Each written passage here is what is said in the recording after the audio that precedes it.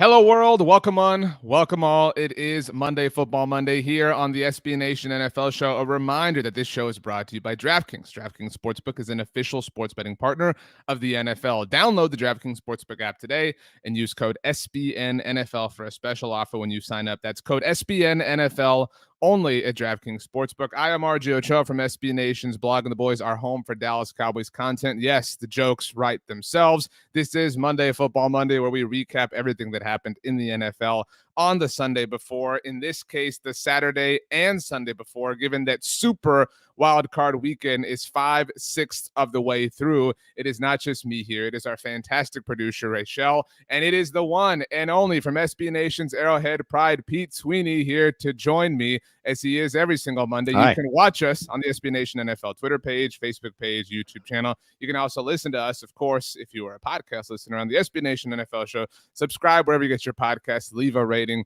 Write a review. Tell Pete how fancy he looks. Pete going with the vertical stripes today. You never go horizontal. That's what they teach you. You know, you're a man of style, Pete Sweeney. You would never do that like Where's Waldo.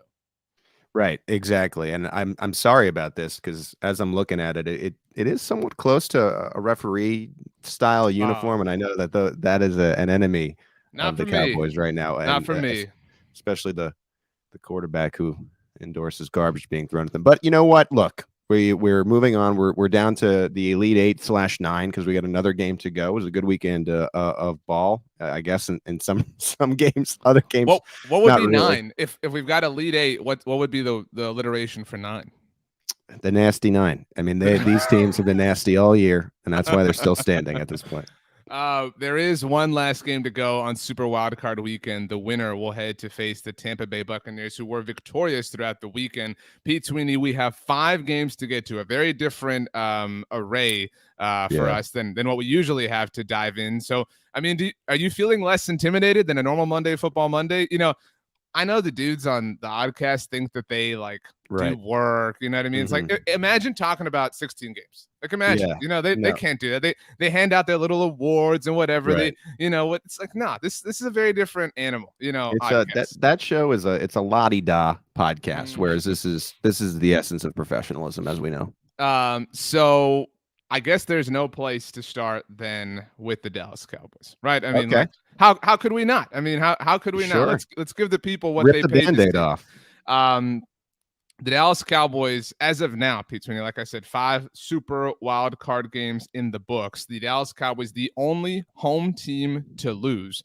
The 3 seed in the NFC, falling to, as we saw many different times throughout the broadcast, a long-time rival in the San Francisco 49ers. Before we begin, my official formal apology, note of surrender to Kyle Posey, to Rob Stats Guerrera from NinersNation.com. Your team is legitimate. My team is full of frauds, and I cannot wait to roast them with you, Pete Sweeney. 23-17, the final score. The Cowboys made it cute at the very end and then wanted to whine and cry about it. I am so frustrated with this Cowboys team, Pete Sweeney, and the way that their season has ended. This season was supposed to be different for the Cowboys. This season was different for the Dallas Cowboys at different points, and then it all fell apart around when Dak Prescott returned from the calf injury. The 49ers look like a team that can have serious postseason success. They look like the 49ers that your Kansas City Chiefs beat in the Super Bowl 2 years ago. I hope they beat the Packers. That's kind of where I'm at here. I'm super bitter, disappointed, frustrated, and in a bad mood. So what do you got for me? Yeah, so to be clear here, this is the game I saw the least of the weekend because I was on my way to Arrowhead Stadium with the way the games were stacked. But from what I did see at the beginning of this game, it looked a little like the Cowboys were simply outcoached and not prepared for the 49ers to just come out, score right away, and really change the course of the game. I didn't expect the Cowboys to only be able to put up 17 points against the 49ers. I thought that this could be one of these offensive games where it was a little bit higher scoring, quite honestly. But for what it's worth, and I understand that the 49ers almost let the Cowboys back into this game / have the go-ahead touchdown. It seemed like they had control for a lot of the game. I mean, what are you talking about? Like 56, 57 minutes. So I think they certainly deserve to win. To me, we're always talking about what this means for their chances moving forward. I think there are two key injuries to watch, and Nick Bosa with the concussion, and then Fred Warner with the ankle injury. As good as the 49ers offense looked at times, again, I didn't see the whole game, but at times to me in this game, if you are without those two guys, it's going to be really tough to beat the Green Bay Packers, who are coming up next week. I mean, I tend to think the Packers are going to be a much better challenge than this Cowboys team showed on Sunday. I was surprised to see just how little the Cowboys ran the football, and it seemed like there was a lack of balance. And one thing I kind of had heard in passing with analysis of this game is it took too long to get Lamb involved in the one catch. It says for 21 yards, and again, didn't see the whole game, but it felt like a mess for the Cowboys. So it's, I mean, I don't want to take away from the 49ers. They destroyed the Cowboys. They deserve to win. You're right. It's tough that they might be operating without both Nick Bosa and Fred Warner. You mentioned that they controlled the game. They did. And they have warts. I mean, like every team has warts. Every team has flaws. They did kind of let the Cowboys, I don't want to say back in the game, but Dallas got the ball, 2 minutes, 42 seconds left, had all three timeouts, had an opportunity to go get the game-winning score. They put together Pete Sweeney, as many people love to hype them up as the best offense in the NFL from some statistical measurements, a 6-play drive before turning the ball over on downs. And that was without Nick Bosa and Fred Warner on the field for the 49ers. Just, total and complete catastrophic failure. And that's why what happened after the game from the Cowboys side of things really upset me. Everybody saw the final play. I don't understand why you would run a quarterback draw in that moment. Thank you, Bear, who was upset also. Yeah. I mean, it was Joe Judge like. You know what I mean? I that is what I was immediately reminded of, us making fun of Joe Judge for doing a similar thing. Not exact same, right? But like that was what we were getting on him about. And this was a playoff game. So my dog is super pissed. I don't know if that was the mail or somebody showing up to serve me my off-season papers. Thank you, Bear. You're fine. Bear. The Bear is not a great look these days either. But no. I just the quarterback draw. You have no clock stoppages. And look, I don't know who to give my coworker satisfaction more about because Dak Prescott came out and really was disappointing after the game. You touched on it. He somewhat, I mean, you could say this in a literal sense. I mean, I think you're, I don't know if it's exaggerating or not. Maybe some people feel it is, but you could say he advocated for fans throwing beer bottles at officials. Yes. He to be clear, Cowboys players thought they were the ones that were the subject of the beer bottles, and Dak Prescott was corrected that it was officials who the fans were throwing them at. And he said, "Oh, well, good on them, good for them." Credit to them. Credit to them, and kind of supported and cheered on, again, fans throwing bottles at officials, which is lame. I mean, that's super lame. That's actually trash. I mean, like, it's literally trash. That is so trash from Dak. I've told this story before, Pete. Several years ago, the Cowboys had a fourth-round receiver on their team, Ryan Switzer, who bounced around. He got married. And the night he got married, he posted like a selfie video on Snapchat and a bunch of Cowboys players on the dance floor, and Switzer, having a good time, throws the middle finger up in front of the camera. And Dak Prescott put his hand out and covered the finger up. And, and you could just kind of see the sense of him to realize I cannot be in a shot with the middle finger up. And so he has always said and done the right thing as the quarterback of the most visible team in the world. And for him to come out and say this, I get that he was pissed and they lost and whatever. But here's the thing, like a lot of Cowboys fans acting like officials screwed them. Like, Dak didn't know the rule. Dak had to hand the ball back to the official. We've seen Larry Fitzgerald do that 1,000 times. Dak messed up, and the lack of accountability is something, and this is where you will all enjoy, I think, stems and seeps from Mike McCarthy. At every turn this season, when the Cowboys have lost, when bad things have happened, particularly against the Raiders on Thanksgiving, Mike McCarthy has deflected, has shedded accountability, said it's on officials. In fact, at one point, literally said that the Cowboys, after they lost to the Cardinals, were up against the officials. So that is such a loser attitude to me, and I'm so disappointed. I'm so out on Mike McCarthy. I think it was fair. Wow, that's a big turnaround for you. Well, I think it was fair to defend him at certain points this season, but like to be this unprepared and to not even have the accountability to say, you know what, we just got beat. I mean, like, that is so embarrassing to me. And that culture has clearly manifested itself to where it has now contaminated the one dude who was like, you know, above that in Dak Prescott. And so I really feel like that is a big time problem for this team. The jokes write themselves. I mean, they are dysfunction. They are catastrophe. They are in a drought. I mean, they are who they are. They lost a playoff game at home to Jimmy Garoppolo. At one point, Pete, I mean, they had 14 penalties, and they were the most penalized team in the NFL, and they want to come out and point fingers at officials for robbing them. It's insane. Yeah, it's tough.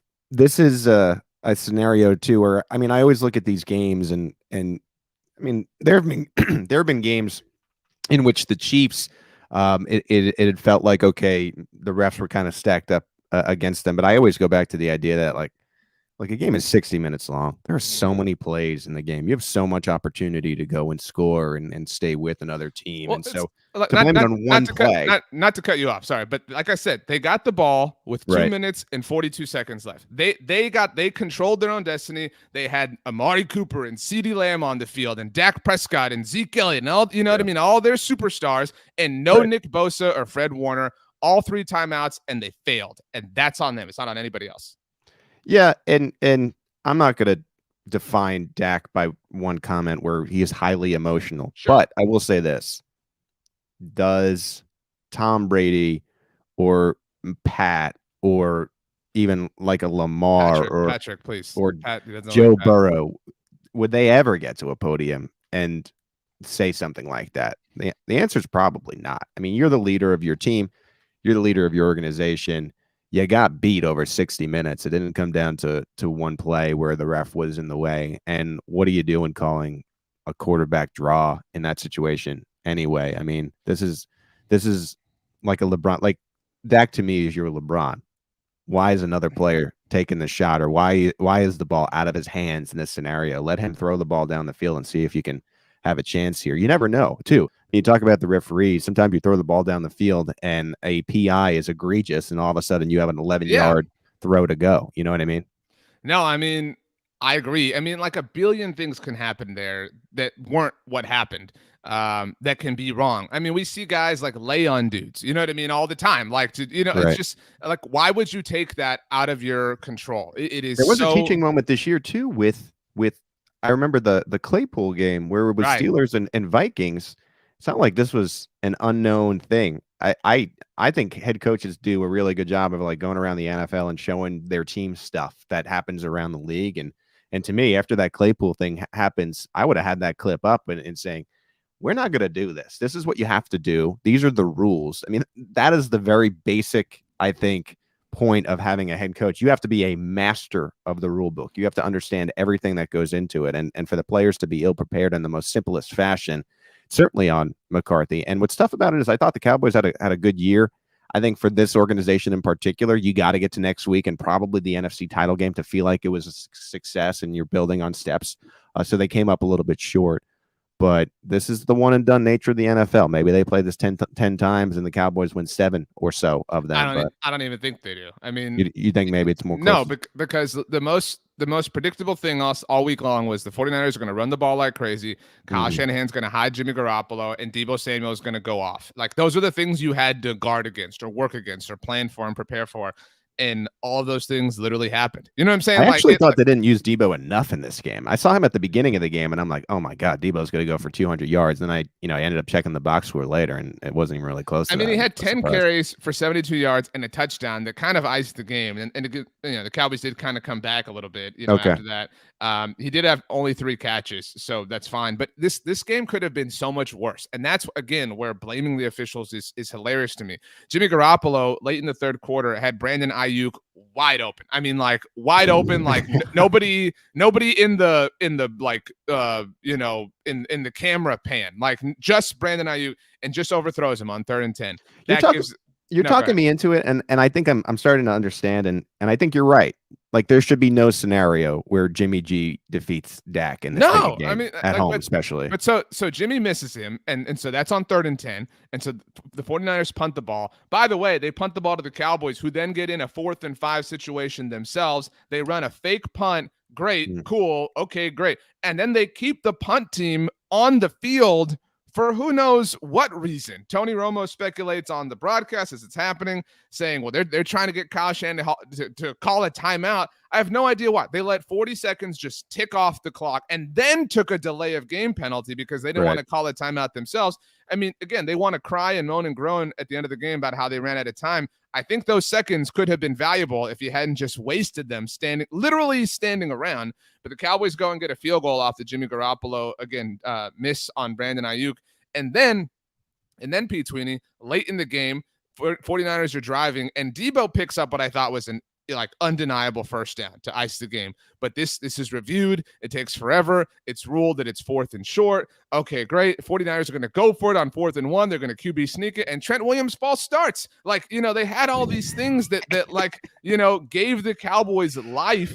And so for Dallas to sit here and say oh my gosh, the officials robbed us. No, you're losers. You are losers. You are frauds. You are front runners. And that's it. You just have to own it. Yeah.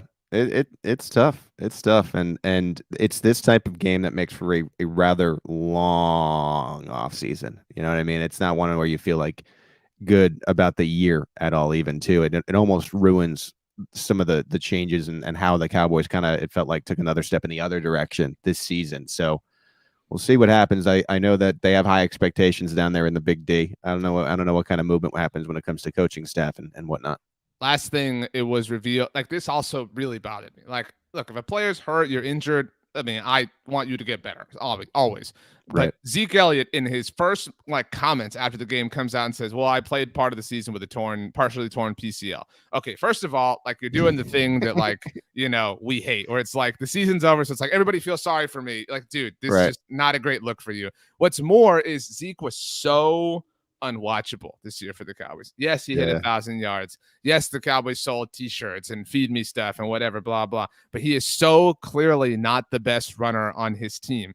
And so the Cowboys purposely, Pete Sweeney, played an injured Zeke Elliott. What's more is the incompetence of them is last week in that meaningless game against the Philadelphia Eagles, they gave a hobbled Zeke 18 carries so he could get his 1,000 yards on the season. I mean, just a masterclass at ineptitude from the Cowboys over the second half of the season. You actually would have been better off just letting him down and recovering from this injury and him being fresh for next year, because now what do you have to show for it? It's nothing, and who knows what kind of surgical procedure he's going to undergo and how ready he'll be for week 1. And even a healthy Zeke at this stage, I think it is still worth a question about whether Pollard should be the one and they should end up flipping it. I think the good teams that are out there, they do the right thing in the sense of it's not really taking your loss, but just being honest with yourself. It doesn't matter the amount of money that you paid. It's over. That money is gone. It's agreed to, whatever. Just go to do whatever you can to win the football game. And the Cowboys were shooting themselves in the foot seemingly all year long, RJ. Sorry. Well, now, Pete Sweeney, that the Cowboys are eliminated, my hopes are pinned on one team. Yeah. And I am all in. I mean, let's Buccaneers. Ride. No. Let's do this together. The Buffalo Bills. No. The back. Buffalo He Bills destroyed the New England Patriots on Saturday night. I had a cup of hot chocolate watching this. This was a terrible game. 40. Thank you, Bear. I know your team Bills too. 47-17, the final score. The Bills became the first team in NFL history to not punt or kick a field goal, and all these impressive things all at once. Josh Allen was remarkable. 21 of 25, 308 yards, 5 passing touchdowns. Devin Singletary won me my fantasy league of record, but he has been a big reason for Buffalo's success as of late. 16 carries, 81 yards, 2 touchdowns. The Mac attack was not enough. Pete Sweeney, 24 of 38, 232 yards, 2 touchdowns, and 2 interceptions. Micah Hyde just had a gorgeous interception at the beginning of this game. Can't wait for year 2 of Mac Jones when the tour of it is called Return of the Mac. But man, the Patriots were just lambasted by the Bills in this game. I think that Buffalo Bills fans and the organization were waiting for this type of opportunity against New England for 20 years.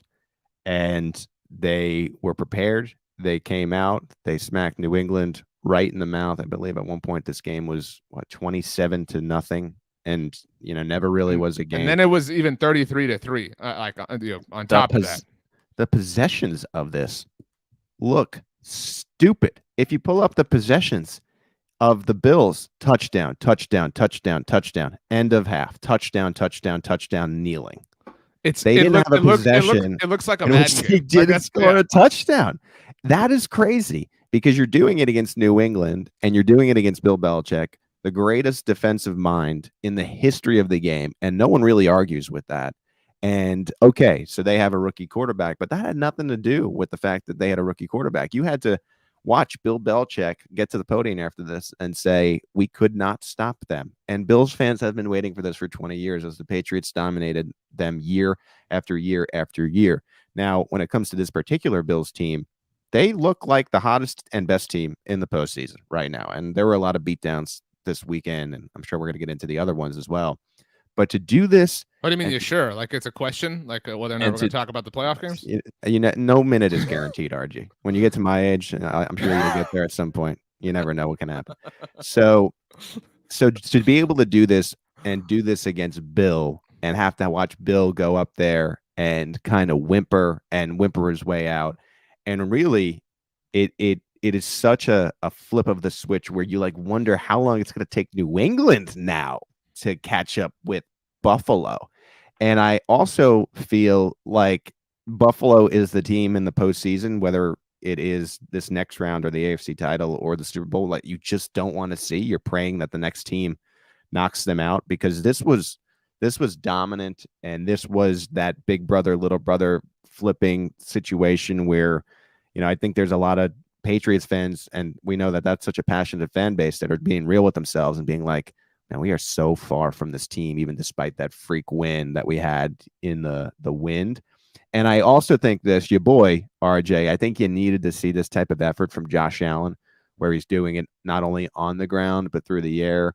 He had 308 yards, 5 touchdowns for a rating of 157.6, and then added another 66 yards. He looked like the MVP of the NFL in this game. And now Buffalo looks pretty scary. I think you got to be real with yourself. And you had touched upon it, but it wasn't just the offense in this game, which was completely dominant, but it was the defense making plays. They got a pretty good defense too. And so most complete team, probably the hottest team right now.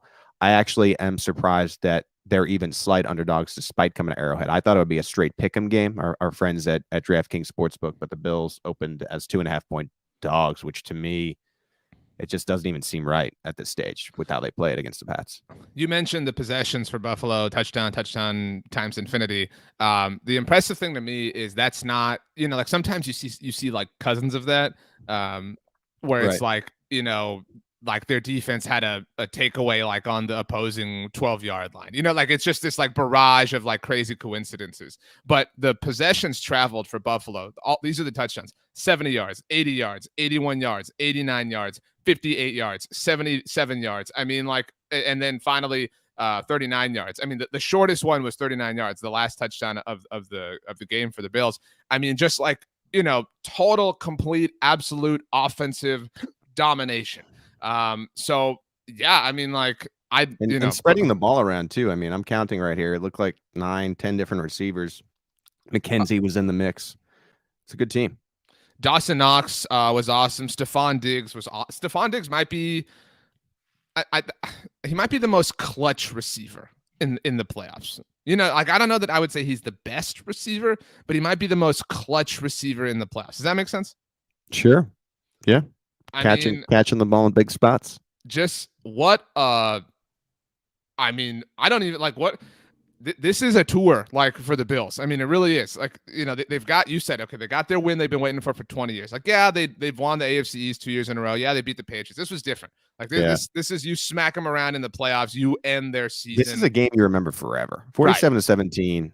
and winning And 27 and to in the nothing. cold, like the Yeah. images from this game will be forever, and all the Viagra talk and everything. Like it's iconic in your memory. Mhm. And so, like, yeah, I mean, this is their next one, right? Like this is their next like name on the list, right? Is the Chiefs at Arrowhead? Scene of the crime from last year's AFC Championship game. Like Yeah, I that's said this to a colleague last night, and I'm not trying to get into the Chiefs too soon here, but I said this to a colleague last night. Like the Bills right now remind me of when the Chiefs were on the come up and they were trying to prove everybody wrong, and now they're having that like let's knock the king off the hill type of energy.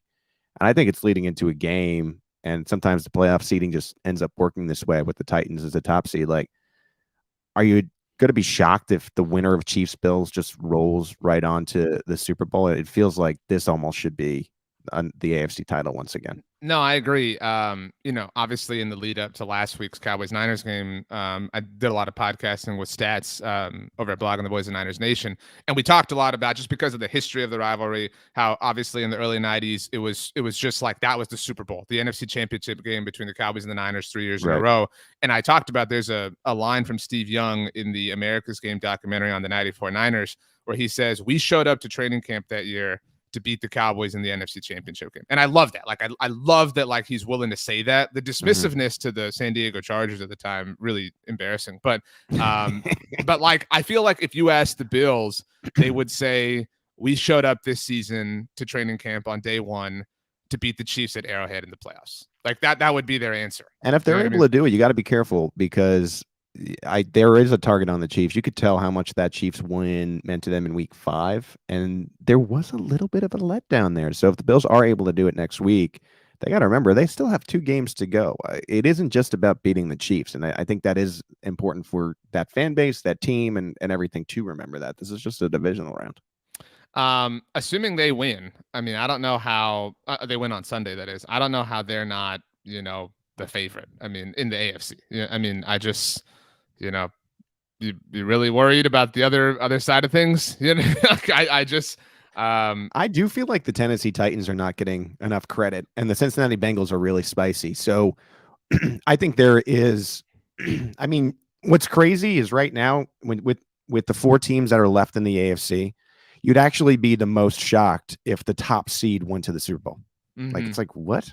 But that's kind of where we're at this point. You mentioned them. Let's talk about the Cincinnati Bengals. Now, for anyone who hasn't listened to Monday Football Monday for the last 2 years, you are dead to us. But Pete Sweeney has professed his love for many different teams. Like, I have one side team, and it's the Bills. Been very clear about this. Everybody around here wanted to, their side team was the Chargers. Pete had a little fling with the Washington football team. WFT. Pete was the only person to ever say that Joe Burrow would be a good NFL quarterback. Just I said for the that. record, right from the start. And the fact that he was the number 1 overall pick, really was just at a point of affirmation for Pete Sweeney's point. The Bengals, Pete, got their first playoff win in 31 years. Their first playoff win since text messaging was invented, with a 26-19 victory over the Las Vegas Raiders. There was some controversy in this game by way of officiating. What a surprise. I thought the Raiders played admirably this season, just a lot for them. But at the end of the day, the Bengals are just a much better team, and they proved it. Yeah, let's reiterate that. We're not blaming officials for any result of any game, but the officiating just in general of this weekend was embarrassing. I mean, the NFL has to like go back and be like, what are our processes on figuring out who's refereeing where? Why are we in multiple situations all weekend where everyone is on Twitter and being like, are we talking about the officiating so much? This is crazy. The whistle thing was horrible. You can't have a whistle blow and not blow it down. I understand that the whistle wasn't supposed to be blown.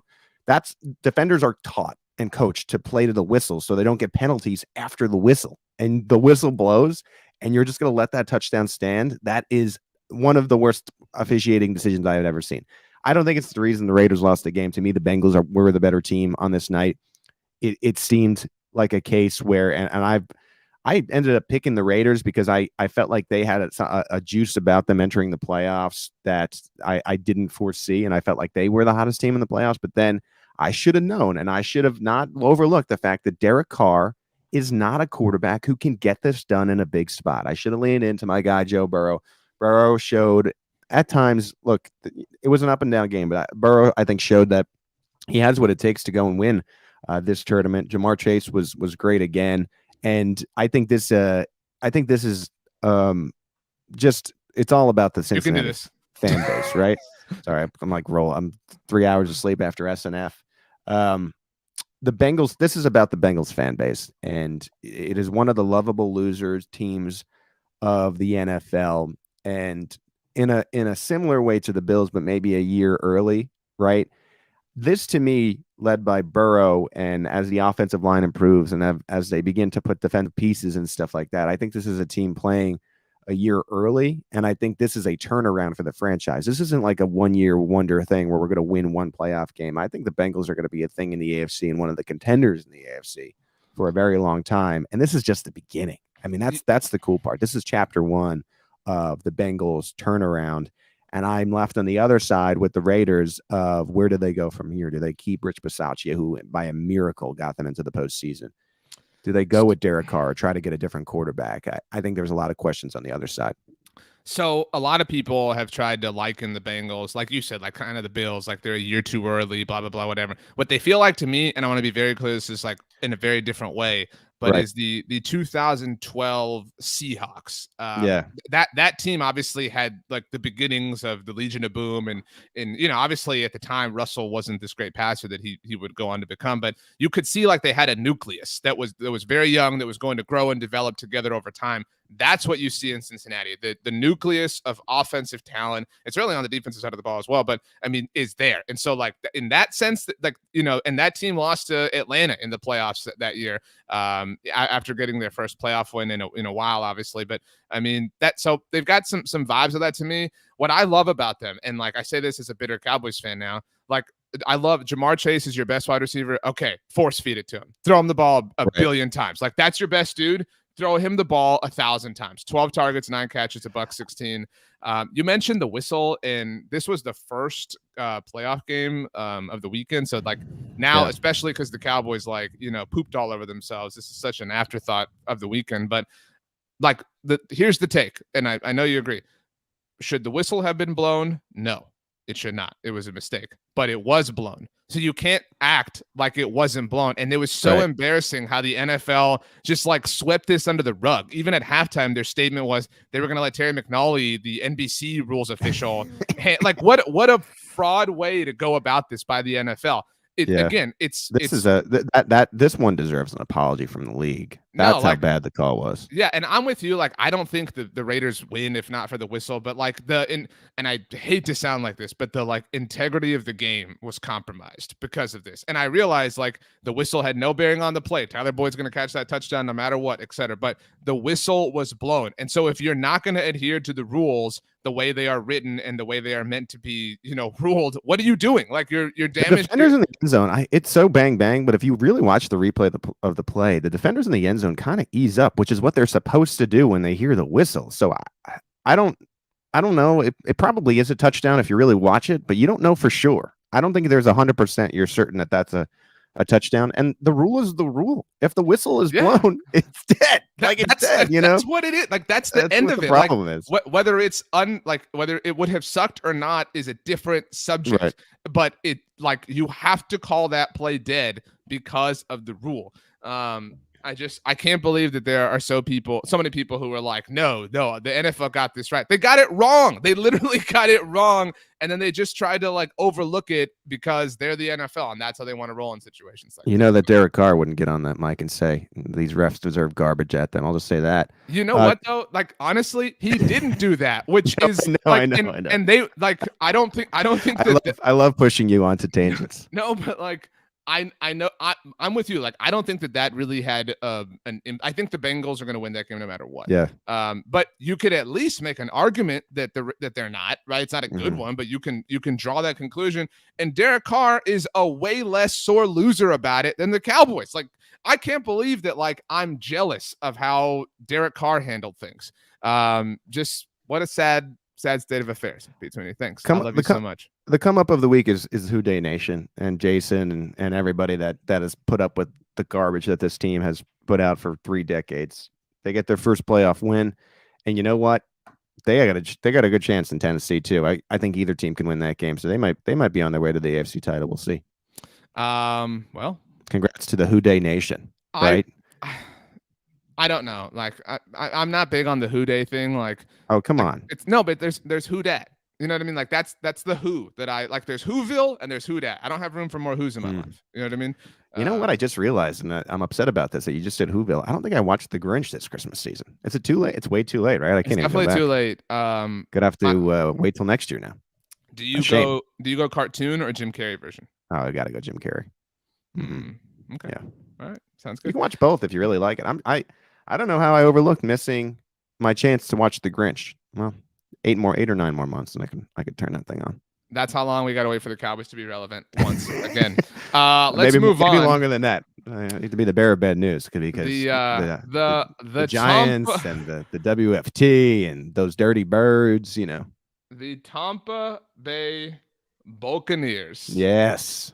Thrashed the Philadelphia Eagles. Yeah. 31-15, the final score. My birds. No Chris Godwin, no Antonio Brown, no problem. I mean, again, on the subject of, dudes you should utilize, Eagles, and I know he ended with 11 targets, use Devontae Smith like all the time. I don't know why the Eagles did not want to do this for whatever reason. This game was over fast, Pete. What did you think of Troy Aikman being upset that he was on this game as opposed to the Cowboys game? At the time I was still jacked and juiced for the Cowboys game, so I felt this like kind of pride, right? Like I was like, man, Troy's out here like dragging the Eagles and saying he wishes he was there. That would have been awesome, by the way, to have Troy call not just a Cowboys game, but Cowboys Niners. I mean, it was, whatever. Like, fine, I'm over it, but I'm not over it. I'm devastated. It will be for a long time, but This game sucked. I mean, like, to be honest, this was the worst game of the weekend, right? Like this was, and we're gonna get to the Chiefs game, but this was like, we don't need a 7 seed NFL. Like I would rather the Bucs have had the bye, to be quite honest, from a like NFL fan perspective. Yeah, I think, and we're going to talk about this game and next game. So maybe, I don't know, whatever. I'm just going to talk about it now. This weekend did make you question the 2-7 and why they're doing it. The Tampa Bay Buccaneers completely blew out the Eagles, and the Eagles shouldn't even been in this game, really. They shouldn't have. It almost felt like they shouldn't be a playoff team. I thought Hurts regressed, and that's part of the reason that was the problem. They did fight their way back, but this game was over. But like, I don't think he regressed. This is who he's been. I mean, like he's a limited quarterback. Like this, 31-0 in the third, and then we'll get to the Chiefs game, but they ended up doubling up the Steelers 42-21. Is the NFL better for these games? I just don't know. It is feeling a little like 2-7 is going to be like the semifinal game in the national championship, which has been just absolute disasters each and every year. And it's like, why are we even wasting our time with this? Now, it's worth bringing up, and I think it's an interesting but it's not going anywhere. Well, you love March Madness. It's 16-1. That's what this is. It's like, and you have your who was it? HB who upset Virginia? But who'd they lose to? The 16 seed, yeah. I know, but what was the school? It was like HB. I'm forgetting off the top of my head. HBCU. Thank you.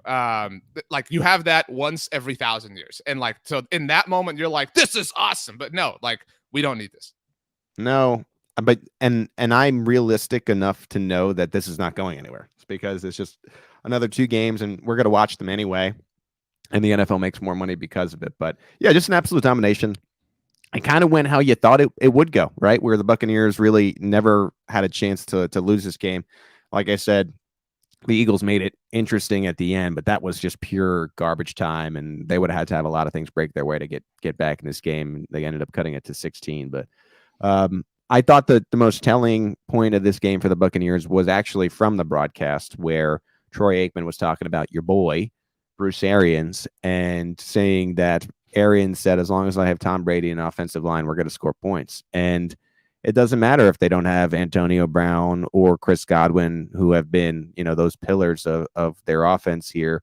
They didn't even need a top running back in Lenny or Ron Jones. They were able to get it done with Keyshawn Vaughn and Gio Bernard. And yeah, I think despite losing some of those players toward the end, I wouldn't be surprised if the Buccaneers found their way into the Super Bowl again.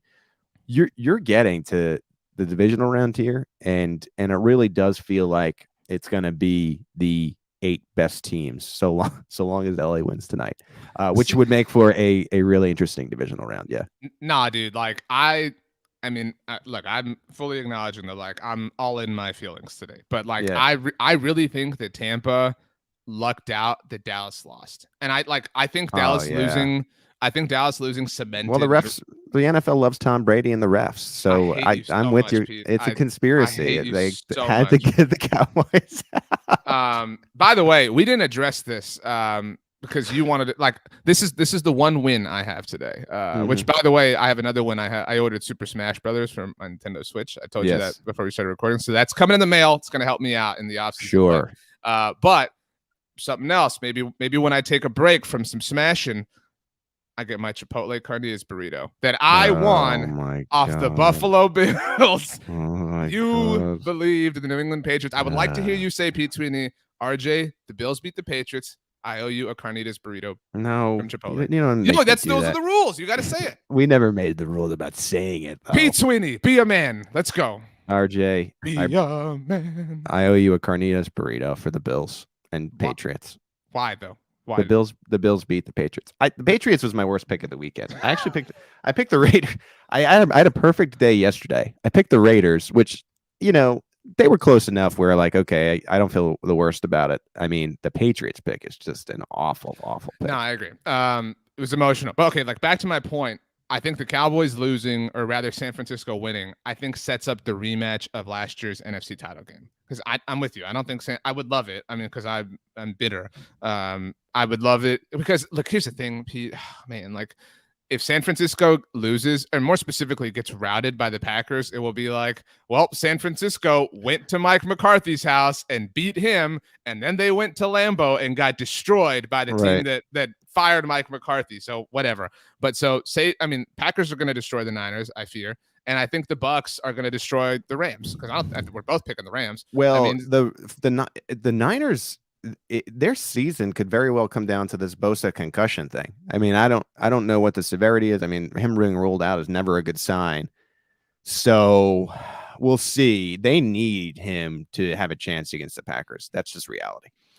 I agree. But so congratulations to the Buccaneers, 31-15 final score. Defending the title. They're still alive. Eagles season is over, but this was a prosperous season for the Eagles, all things considered. I mean, they have 3 first-round picks. They established a bit of a culture. Good year for the Birds, right? I mean, Sirianni came a long way from that ridiculous initial presser. When you were watching that initial presser, you were like, this team is screwed. They are never going to be anything under this guy. And to make the postseason, I guess, is a win. It's like a consolation prize because you got smashed, but it is what it is. And Tampa Bay moves on, which we all expected. And I think the NFL playoffs are better when Tom Brady is involved at the ripe age of 45 or whatever he is. When are we going to Boca Raton? Like when?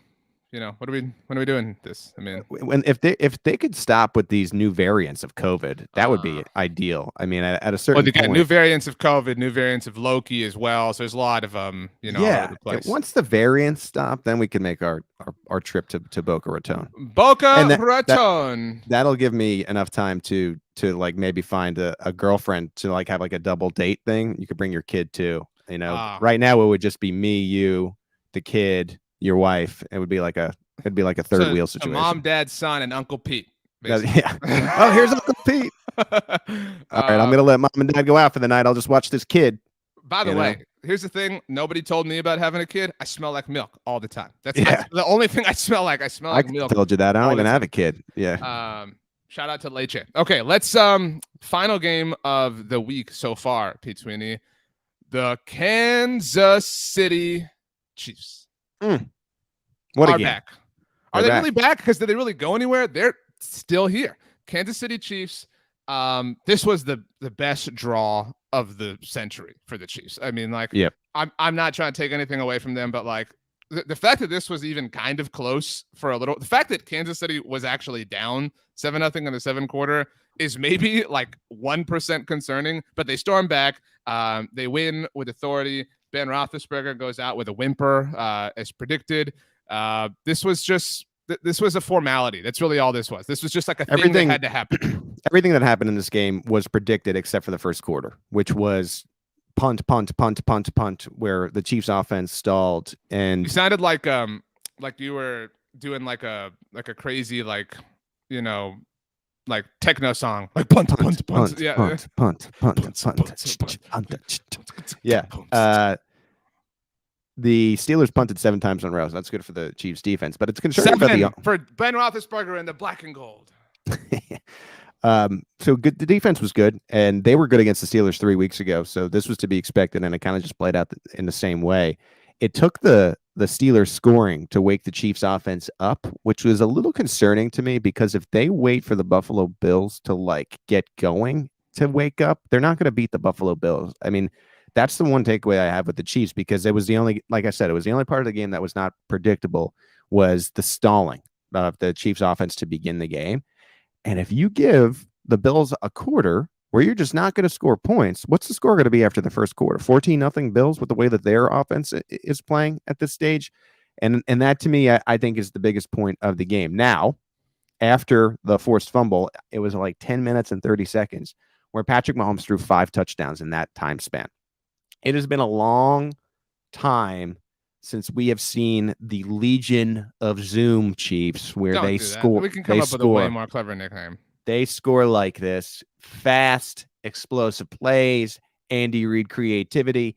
Andy Reid had this gem where, to begin the game, to begin the scoring, where TJ Watt is relentless, right? He's explosive. This is the Watt family. I don't know if you've seen this video tonight of JJ Watt, RJ with the Cardinals. I mean, he's back tonight, so he released a video with some music. JJ Watt has been living for this moment, like to have this like WWE entrance into a Monday night playoff game that Peyton Manning is on the call for. Like, oh man, Nirvana. So TJ Watt, they almost used his leverage against him, where he comes around the outside and like almost like is gonna almost get Pat Mahomes, and then Mahomes with the underhand. In case you forgot, Jerick McKinnon exists, and he had the game of his life in this. Out of nowhere, when the Chiefs are down a running back or two, Jerick McKinnon had the first touchdown for Kansas City, and then you had the Mahomes onslaught of 5 touchdowns in a row in the 10 minutes and 30 seconds. They were having some fun. They threw a touchdown to an offensive lineman. Travis Kelce threw a touchdown to Byron Pringle, and the Chiefs offense was rolling. And again, I think, like, I go back to that beginning. I think my biggest thing is, with Kansas City, when you're covering the Chiefs, this is Super Bowl championship or bust. You can't even get to the Super Bowl and feel like good about the season. That's where the franchise is. So you got to think about the next game always in this playoffs, because this game doesn't matter if you don't go and beat the Buffalo Bills, and you can't start out like you did and expect to do that. And so that to me is where I'm at with this team. And now I think we're getting ready, RJ, for what is almost, to me, like the NFL game of the year. I mean, this is 2 offenses. We love offenses as NFL fans and reporters, playing really good football, heading in on a collision course to see who goes to the AFC title game. I'm very, very excited for this. 5:30 Central Time, 6:30 Eastern Time next week, Arrowhead Stadium. I'll be in the building. And I think please use the official name for Arrowhead. I think it's GEHA Fields, GEHA Field at Arrowhead Stadium. They pay a lot of money for that. That's all I'm saying. I mean, just give them their due. Trust me. I mean, I get it. Look, the hustle is real. Can't wait to get to GEHA, and this thing is going to be popping. I'm really excited for this football game, and I think it can go any direction. Like I said, I was actually stunned that the Chiefs are favored by any points in this game. I think it's a straight pick 'em. And when you have these offenses, and they're this close, and the Bills have a lot to prove, and it's that next big brother, little brother situation. I think we're in for the game of the year. So I'm very excited for next week. First of all, I'm glad that we no longer have to put up with the Ben Roethlisberger farewell. Glad that's over. That was a long month. Second of all, you want to go double or nothing? Carnitas burritos. I'll take the Bills. You take the Chiefs. I can't refuse this bet. I want the points though. I'm not going to pick them. I'm not giving you points. Are you kidding me? No, I mean, the Monday Football Monday spread is pick 'em. We've established that. No. Like our official sponsor is DraftKings. I'll give you 2.5. Use code SBNNFL. I don't care. Yeah, take it. Whatever. I don't care. You know what, Pete? Because I'm a man of honor. All right, because I'm a man of honor. At the time of this streaming / recording, it has moved to 2. Okay, so I'll give you your half point back. I don't want the half point. The general public is already listening to me. It should be a closer to I don't care. It's called Monday Football Monday, not Friday Football Friday. It's not triple All F. right. You know what I mean? So like we're going off the line on Monday. What do you want me to do? My hands are tied here. I mean, this is look. You know who you're being? You're the Bengals fan. That's like who cares if the whistle was blown? All right, no, he was going to catch it anyway. Like. The rules are the rules. That's not what I'm being like. Okay.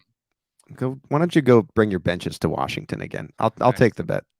Okay, 2 points. I got the Bills. You got the Chiefs. Double or nothing. Carnitas burritos from Chipotle. We are open Chipotle to maybe individual sponsors. Maybe give us. Pete, maybe we need those lifetime Chipotle cards that the celebrities get. God, you know what I'm talking about? I would love a lifetime Chipotle card. I would eat Chipotle every day if I had one of those. That to me. It's a career goal. It is a career goal. I'm not going to lie here. You mentioned the Steelers punting 7 times in a row. This is not a joke. This is totally serious. In college, my friend Gino and we went to Chipotle 7 days in a row just to do it. So maybe I'm a bigger fan than you. That's like supersize me for Chipotle. Right. Tonight, Pete Sweeney, the Los Angeles Rams and the Arizona Cardinals, the battle out west. It's so the fighting Watts, baby. JJ Watt's back. This thing is going to be wild. Who do you got? Rams, Cardinals. Who wins? Why? Easy pick here. It's the Rams. The Cardinals needed to get Hopkins back, and that to me would have made this a lot more interesting. I just don't think that they've been the same offense or the same team without that dynamic receiver. And regardless of Watt's presence here, I think the Rams have a similar game plan and go at it like the Niners did, and really again go and punch the Cardinals in the mouth. The Cardinals at one point were the best team in football, and I don't think you could argue that, and then kind of fell off and really backed their way into having this game here. And so, yeah, I would like to say that it would be a better game, but I tend to really like the Rams in this one. I just think they're the better team. The Cardinals have lost 4 of their last 5 games to get into the playoffs. Their one win was against the fraud king Dallas Cowboys. Oh, man. So man, this is really sad, man. I feel for you this morning. Typically I don't, and I like to lean in on really making fun of you, but you don't have a polo on. You're not going to wear a polo for 10 months, which you look handsome in a polo. It's nice when you're able to be happy and joyful on a Monday. And I feel bad for you. Your team let you down. You're the biggest Cowboys advocate, and at least you're being real this morning. You're calling them frauds, and man, a lot of off-season work to do, a lot of Super Smash Brothers to play, I would guess, right? Yeah, seriously. I want to unlock all the characters. You know what I mean? Like that's, You know what? I'm not Debbie. Take the rest of the day off. You don't need to. Why don't you? I'm going to give you the nod, man. Look, you deserve it. All I'll say is I'm really grateful the PGA Tour season's back. You know, I'm a Manchester United supporter, so that sucks too. Did you see the tournament with Tiger Woods and his son they were playing? Pete Sweeney, you never failed to upset me, no matter what. Like you you could find a way. Rams, Cardinals, we're both taking the Rams. Okay. So last thing before we get out of here, because we got the Rams in. That means the Rams go to Tampa. The Niners go to Green Bay. The Bengals are going to Tennessee. Let's pick all 4 games, or the other not 4 games. Let's pick all the games. We've got the Bills and Chiefs already done. Rams, Bucks. I'll take Tampa. I'll take Tampa over the Cardinals too, just to be clear. My preseason pick was Chiefs over Rams, so I'm going to stay true to that in these picks, and I'll go LA against the Bucks. Okay. You want to throw a chicken or beef burrito, which should have been the name of Monday Football Monday, by the way, instead of Carnitas? Want to get a second burrito in on Let's make sure the Rams are playing in this game first, and then we can talk about it. All right. Bengals, Titans. I will take the Titans. I like the Titans too. I've said it on this podcast. I think they're just so sneaky. I mean, it's the sneakiest 1 seed of all time. Nobody is thinking that the Titans are going to go to the Super Bowl. I like Tennessee. Okay, and Niners, Packers. I've already said I think the Packers are winning. Yeah, Green Bay for me. Yeah. That would be the Green Bay Merman. Shout out to Phoebe Buffet. Yeah. So the only games we differ on are Bucks and Rams. And assuming the Rams win, yeah, and then Bills. We're making a lot of assumptions. You know what happens when you assume. And then the Chiefs, yes. And but that one, I feel good about the Chiefs. I really feel like it could go either way, and it scares me.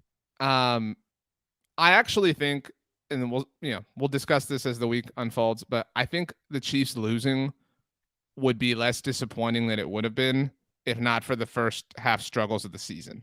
You know what I mean? Like coming from the Cowboys perspective today, there is this like, well, this is kind of who they've been. You know what I mean? Like there's this like reasoning that you're like, you know what, they were frauds. You know what I mean? We could admit it. Not that the Chiefs are frauds, but like if they lose to the Bills, it'll be like, yeah, I mean, they got destroyed by them early in the season. You know, whatever. You know what? This screams. So I still think Patrick Mahomes is the best quarterback in the league, and I've always had this belief.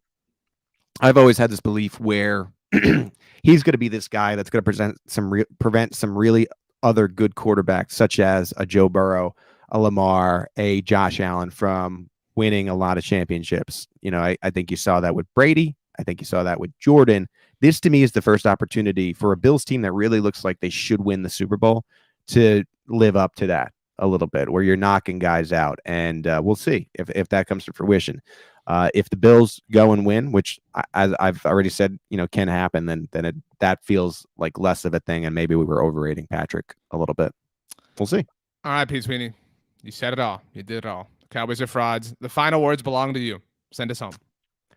You know what? I just want to say I'm proud of you, man. You've come a long way. You were a Mike McCarthy supporter. I tried to tell you the whole year to jump off the Mike McCarthy ship, and the water is fine. And I'm glad you're in here with me now. You're a friend, and we can swim in this pond together. Bottoms up. Peace. Bottoms up. Peace.